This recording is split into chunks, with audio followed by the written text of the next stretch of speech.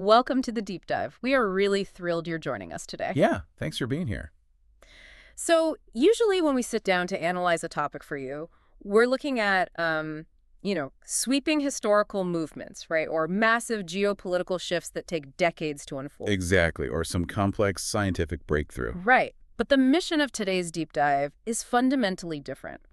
Today, we are focusing entirely on a single, seemingly innocuous three-word phrase. 3 words. Just 3 words.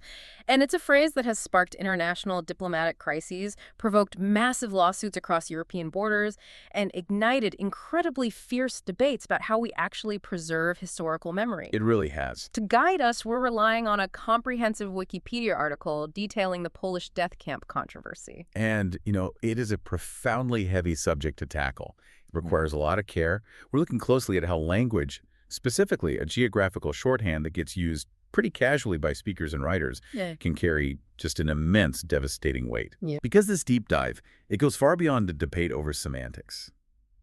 It explores how the specific words we choose can fundamentally shape our understanding of trauma, of collective responsibility, and really the foundational history of World War II.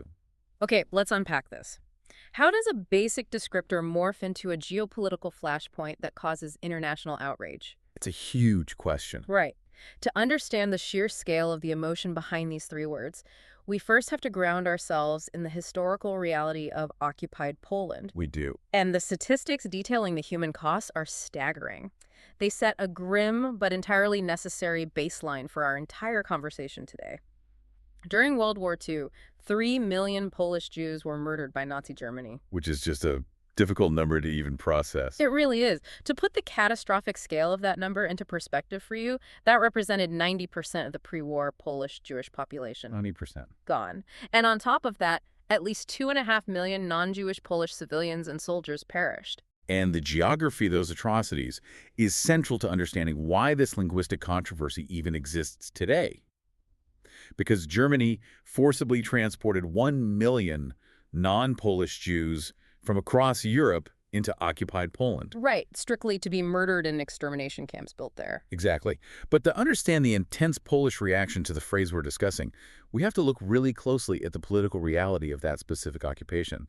Because unlike Vichy France, Oh, where there was a formal local puppet government? right, actively administering the state and cooperating with the regime, Poland had no equivalent Quisling apparatus. Meaning no indigenous Polish state government collaborating with Nazi Germany. None. Germany outright annexed the western part of pre-war Poland directly into the Reich. They actively expelled Poles from those lands to make room for German settlers. Yeah, and the remainder of German-occupied Poland, it wasn't given any sort of autonomy. It was administered directly by German authorities as occupied territory. A region they designated as the general government. Right. And the overarching goal for this territory under the Nazis' General Plan Ost was the complete genocidal destruction of all Poles. Which is just terrifying to think about. And the environment created by that brutal occupation makes the nuance of collaboration and resistance incredibly complex to untangle. Highly complex. Historians generally note that relatively few Poles collaborated with Nazi Germany, especially when you compare it to other occupied European nations. Yeah, I mean, the Polish underground state actually held judicial proceedings. They condemned collaborators and executed them. Right, while at the same time, the Polish government in exile was actively coordinating resistance efforts and attempting to help Poland's Jewish population. And the sheer scale of that local resistance is remarkable. Poland currently holds the world's highest count of individuals recognized by Yad Vashem as righteous among the nations. Which is a major point of national pride. Absolutely. And while the documented awards are extensive, broader estimates suggest that anywhere from 1 million to perhaps even 3 million Poles actively risked their lives to aid Jews during the Holocaust. What's fascinating here is that this intense, deeply painful historical complexity is precisely why casual misnomers become so inflammatory. Because it touches such a raw nerve. Exactly. Because while we have those massive numbers of rescuers, the historical record also documents the darker realities of the occupation. There were Poles who were complicit in or indifferent to the rounding up of their Jewish neighbors. Yeah, there are harrowing reports of individuals blackmailing Jews or turning them over to the authorities. There were even devastating instances where Poles themselves murdered their Jewish fellow citizens. Historians point specifically to the horrific 1941 Jedwabne pogrom Right. and the post-war Kills pogrom in 1946. And that sheer scale of local tragedy makes it easy to see why geography becomes such a fraught defense for the people who still use the phrase. Yeah, the geographic defense. Right. When individuals or organizations defend the use of the phrase we're talking about, they lean entirely on the map. They argue that because extermination camps like Auschwitz, Treblinka, and Majdanek were physically situated on Polish soil, calling them Polish is strictly a geographic identifier. No different than referring to an English forest or a French river. Exactly. And we saw that exact geographic defense play out very publicly in 2004 with the Canadian television network CTV News. Oh, right. Yeah, when they used the phrase and the Polish embassy filed a formal complaint, the network's president defended the usage by stating it merely denoted the geographic location of the camps. And there was another highly publicized defense that came from Israeli politician Yair Lapid. What did he say? He justified the expression by arguing that hundreds of thousands of Jews were murdered without ever meeting a German soldier. So he was pointing to local complicity as a validation for the phrase. Wow. But the pushback to that line of reasoning is fierce. In direct response to Lapid's comments, the Auschwitz-Birkenau Memorial and Museum released a scathing statement calling his claim a conscious lie. A conscious lie. Yeah. That's strong wording. Very strong. Opponents of the phrase argue that using Polish as an adjective is fundamentally inaccurate because it subtly shifts the blame. They point out that these camps were designed, constructed, and operated entirely by the totalitarian machinery of Nazi Germany. Plus, they were used to exterminate both Polish Jews and non-Jewish Poles alike. Exactly. And major international organizations have strongly backed up this criticism. Yad Vashem has explicitly called the phrase a historical misrepresentation. The Anti-Defamation League has also strongly condemned it. Yeah, Abraham Fochman from the ADL addressed the geographic defense directly, and he rejected it outright. He referred to it as a sloppiness of language that is dead wrong and highly unfair to Poland. Because the core of the ADL's argument is that attaching the word Polish to the camps distorts the historical reality of who the architects of the Holocaust actually were. Right. And to be clear, for you listening, we're just conveying what the sources say here. We aren't taking a side on these defenses or criticisms, just laying out the deeply held arguments from both perspectives. Absolutely. We are strictly impartially reporting the viewpoints contained in our source material. Now, knowing how fiercely this phrase is debated today and how heavily organizations like the ADL and Yad Vashem weigh in on it, it makes the actual origin of the phrase almost unbelievable. It really does. Here's where it gets really interesting, though there is a devastating historical solemnity to where this phrase actually originated. The earliest documented use wasn't a malicious piece of post-war propaganda, Right. and it wasn't a modern journalistic slip-up. It happened in 1944. While the camps were still actively operating. Yes. The phrase actually originated in a piece written by a man named Jan Karski. Karski. Yeah, Karski was a legendary Polish resistance fighter. Yeah. He took unimaginable risks to infiltrate the camps, gather evidence, and smuggle early reports of the Holocaust out to the Western world. Trying to sound the alarm while there was still time to act. Exactly. He wrote a memoir detailing his experiences, and an excerpt of it was selected to be published in Collier's magazine. But Karski did not write the infamous phrase. When he submitted his typescript, he titled it, "In the Belzec Death Camp." And throughout the text, he deliberately used the expression Jewish death camp to emphasize exactly who was being targeted and murdered. Right, he wanted the world to understand the specific genocidal nature of what he had witnessed. But an editor at Collier's magazine took Karski's manuscript and changed the title to Polish Death Camp. I mean, think about the immense philosophical weight of that single editorial decision. It's wild. A simple change, likely made by an editor sitting comfortably at a desk in the United States, prioritizing brevity or perceived geographic clarity over precise accuracy. Yeah. That one stroke of an editor's pen accidentally birthed a decades-long historical misrepresentation. A man who risked his life to tell the world the exact truth had his truth permanently altered by someone just trying to make a headline fit on a page. It is a haunting reminder of the permanence of the written word. And that 1944 editorial blunder echoes directly into the modern era, where high-profile gaffes continue to fuel the controversy. Oh, they definitely do. The most stunning modern example of this occurred in 2012 involving former U.S. President Barack Obama. This was huge when it happened. Yeah, he was hosting a ceremony to posthumously award the Presidential Medal of Freedom, and the recipient of that medal was none other than Jan Karski. The compounded irony of that moment is staggering. Truly. President Obama was standing at a podium honoring the immense bravery of the very man whose urgent, life-threatening work was mistitled back in 1944. And during his speech, while honoring Karski, President Obama accidentally used the exact phrase. The diplomatic fallout was immediate. I mean, the Polish foreign minister and the president of the Kosciuszko Foundation issued swift complaints. The outrage escalated so quickly that President Obama had to write a formal written apology letter to the Polish president. He had to explicitly clarify that he used the phrase inadvertently and that he meant to refer to a Nazi death camp in German-occupied Poland. Right. It perfectly illustrates how insidious this shorthand has become. If it can slip into the prepared remarks of a sitting U.S. president during a carefully vetted medal ceremony, it shows how deeply embedded the phrase is in the global vernacular. Totally.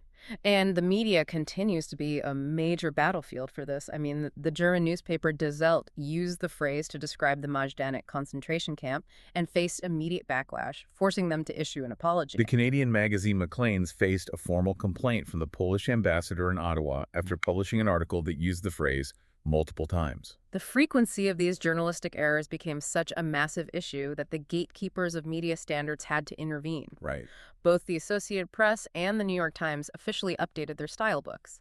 They now specifically recommend against using the expression, recognizing that the shorthand is factually misleading and historically damaging. But sometimes the push for media accountability goes far beyond a stylebook update or a diplomatic letter of complaint. Sometimes it goes all the way to the courts. Like in 2013. Yeah, in 2013, a man named Karol Tendera took legal action. He was a survivor of Auschwitz-Birkenau and the secretary of an association of former prisoners. He sued the German television network ZDF for their use of the expression. And Tendera didn't just want a quiet retraction. He demanded a formal, highly visible apology and 50,000 zlotys to be donated to charity. And the court sided with him. They did. They ordered ZDF to make a public apology for misrepresenting history. But the resolution of that court case wasn't enough for everyone. No, some Polish citizens felt the apology ZDF eventually issued was completely inadequate and buried. So to demonstrate their outrage, they organized a massive protest. They acquired a truck, attached a huge banner to it that read, "Death camps were Nazi German ZDF apologize," and they embarked on a grueling 1,600-kilometer journey across Europe.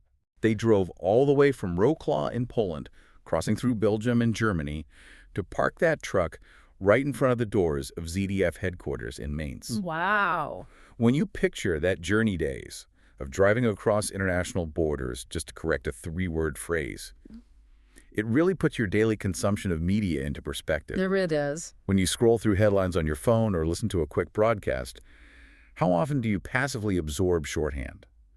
The people driving that truck across Europe were fighting a physical battle against the passive daily absorption of inaccurate history. So what does this all mean in terms of actionable consequences at a state level? The Polish government hasn't just relied on citizens driving trucks or writing letters of complaint.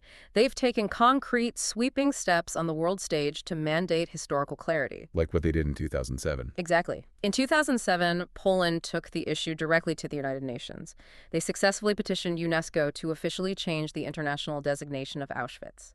Prior to that, it was often referred to simply as Auschwitz concentration camp.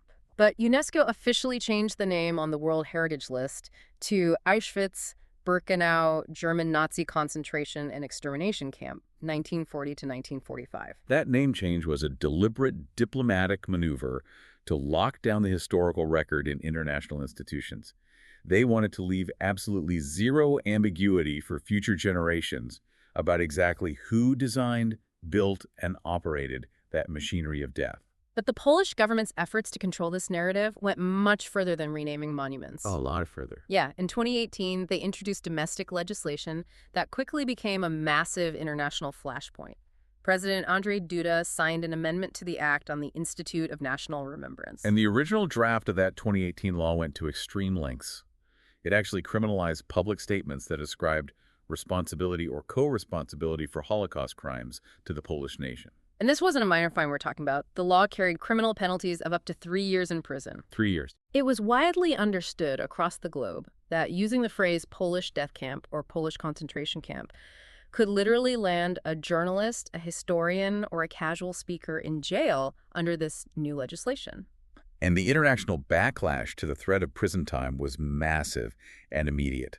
Critics around the world, including foreign governments and international historical organizations, argued that the law severely infringed on fundamental free speech and academic freedom. Which sparked a huge debate. Right. The Polish government's intent was to protect their national dignity from what they saw as perpetual historical slander.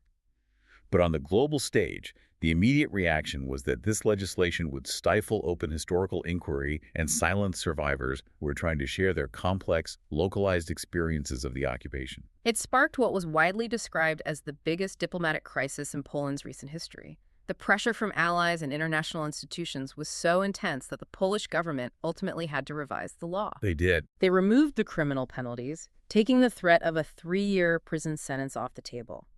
However, when they made that revision, they also removed the specific exemptions that had previously protected scientific or artistic expression in the original draft. This raises an important question about the delicate balance between legislation and historical truth. How does a nation actively protect its historical dignity and correct decades of linguistic slander, while simultaneously preserving the fundamental rights of free speech and academic inquiry? It's incredibly tough to navigate. And just as a reminder to you listening, we're simply outlining the debate as it exists in the sources. We aren't endorsing the Polish government's law or the international critics' outrage. Yeah, we're just laying out this complex clash of values with the desire to honor millions of victims on one side and the imperative to maintain an uncensored historical record on the other. Looking back over everything we've unpacked today, it is a deeply profound journey. We started by grounding ourselves in the incomprehensible human cost of the occupation of Poland, looking at the systematic murder of 3 million Polish Jews and millions of non-Jewish Poles. We examine the fierce debates over geographical shorthand versus the historical reality of Nazi engineering. We traced a decades-long geopolitical crisis back to an overworked magazine editor in 1944 who altered Jan Karski's urgent manuscript. We saw a sitting U.S. president stumble over the very phrase Karski's editor invented. And we followed a Holocaust survivor who took a major television network to court to force an apology. If we connect this to the bigger picture, it all circles back to the devastating power of a single adjective.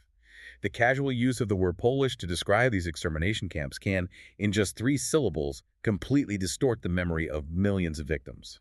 It quietly obscures the meticulously planned, state-sponsored machinery of Nazi Germany, shifting the atmospheric blame onto the geography of the occupied. This entire controversy serves as a massive, enduring reminder of the power and the immense responsibility of careful language in our daily lives. It certainly makes you want to double-check every headline you read and question the shorthand you see used in the news every single day. It absolutely should. And I want to leave you with a final thought to mull over, building on everything we've discussed today about the permanence of words. Okay.